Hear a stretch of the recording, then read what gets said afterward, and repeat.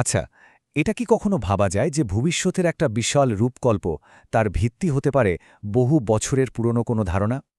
ঠিক এই ব্যাপারটাই আমরা আজ দেখব।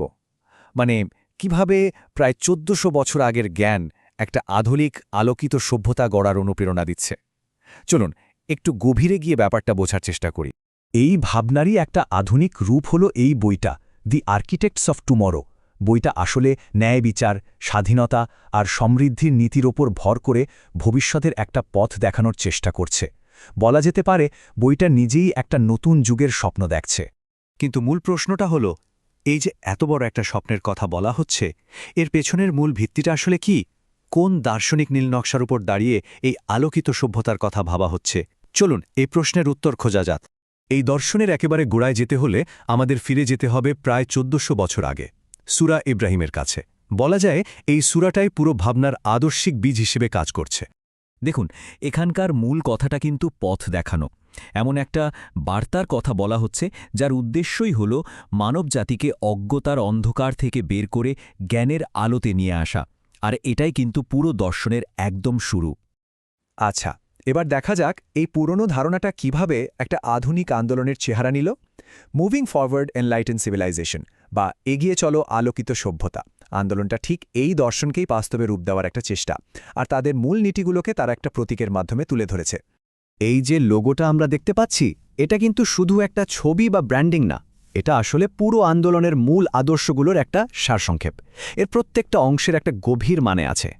এখন এই লোগোটার প্রতীকগুলো যদি একটু ভেঙে দেখি তাহলে পুরো বিষয়টা আরও পরিষ্কার হবে। দেখুন, বইটা ওটা হলো জ্ঞান খোঁজার প্রতীক। তারপর ওই যে দাড়িপাল্লা, ওটা তো পরিষ্কার ন্যায় বিচারের একদম শক্ত ভিত্তি। আর ছোট চারাগাছটা, ওটা দিয়ে সমৃদ্ধি আর উন্নয়ন বোঝানো হচ্ছে। গ্লোবটা একটা বিশ্বজনীন দৃষ্টিভঙ্গির কথা বলে, আর সবশেষে উপরের দিকে মুখ করা তীরটা ওটার সামনে এগিয়ে যাওয়ার একটা জোরালো ইঙ্গিত দেয়। চলুন এবার সূরা ইব্রাহিমের সেই মূল রূপকটার দিকে তাকাই, যেটা আসলে পুরো দর্শনের কাঠামোটা তৈরি করে দিয়েছে। এটা হলো একটা উত্তম বৃক্ষ বা ভালো গাছের রূপক। রূপকটা কিন্তু খুবই শক্তিশালী। এখানে একটা ভালো কথা বা একটা সঠিক আদর্শকে তুলনা করা হচ্ছে একটা মজবুত ফল দেওয়া গাছের সাথে, যার শিকড় অনেক গভীরে, ডালপালা আকাশে ছড়ানো, আর যা সবসময় ফল দিয়ে যাচ্ছে। এর মানে কি দাঁড়ায়? একটা সঠিক আদর্শ ঠিক এমনই হয়, স্থিতিশীল আর সবসময় কল্যাণকর। এখানে কি দারুণভাবে দুটো গাছের তুলনা করা হয়েছে। একদিকে সেই উত্তম বৃক্ষ মানে ভালো কথাটা, আরেকদিকে মন্দ বৃক্ষ বা খারাপ কথাটা।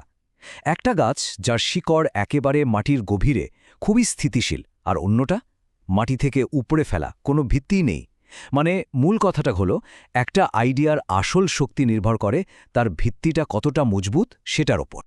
এখন প্রশ্ন আসতে পারে, এই যে প্রাচীন নীতি বা স্পষ্টভাবে কথা বলার ধারণা, এটা আজকের দিনে কতটা প্রাসঙ্গিক? চলুন দেখি এই বার্তাটা আজকের যুগে কিভাবে ছড়িয়ে দেওয়ার চেষ্টা চলছে। এখানে আমরা এমএফটিভি প্রেস নামে একটা আধুনিক মিডিয়া প্ল্যাটফর্ম দেখতে পাচ্ছি। তাদের স্লোগান হলো ডিজিটাল মিডিয়া বিপ্লব। উদ্যোগটা একদম আধুনিক, কিন্তু এর পেছনের দর্শনটা কিন্তু বেশ পুরনো। আর এখানেই কিন্তু আমরা যোগসূত্রটা খুঁজে পাচ্ছি।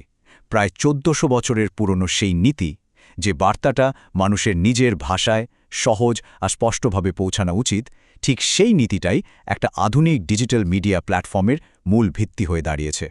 আসল লক্ষ্য একটাই, একটা নির্দিষ্ট জনগোষ্ঠীর কাছে তাদের ভাষাতেই পরিষ্কারভাবে ধারণাগুলো পৌঁছে দেওয়া। আলোচনার প্রায় শেষে এসে আমরা আবার সেই মূল রূপকটাতে ফিরে যাই আর ভাবি এটা আমাদের জন্য কতটা প্রাসঙ্গিক। আমাদের নিজেদেরকেই ভাবতে হবে আমরা ভবিষ্যতের জন্য আসলে কোন ধরনের বীজ বপন করছি। পুরো আলোচনার সারমর্ম যদি একটা লাইনে বলতে হয়, তবে সেটা হলো এইটা: একটা ভালো ধারণা, একটা ভালো কথার শক্তি একটা মজবুত গাছের মতোই। এর শিকড় গভীরে যায়, এটা সময়ের পরীক্ষায় টিকে থাকে আর ক্রমাগত ভালো ফল দেয়। এটাই হলো মূল বার্তা।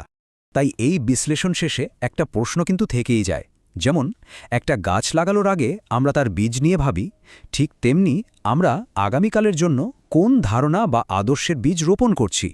আমাদের আজকের চিন্তাগুলোই কি আগামী দিনের পৃথিবীকে গড়বে?